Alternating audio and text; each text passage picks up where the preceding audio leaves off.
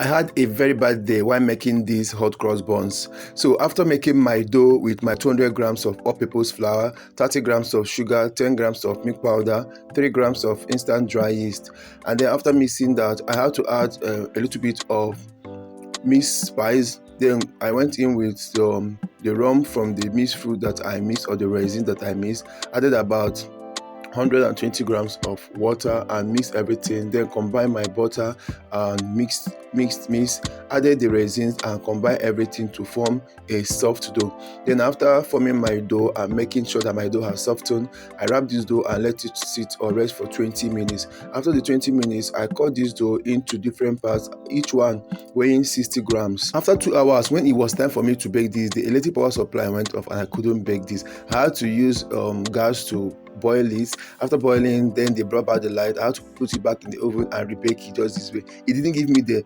attractive outcome I wanted. I'm going to repeat this recipe. Oh my goodness.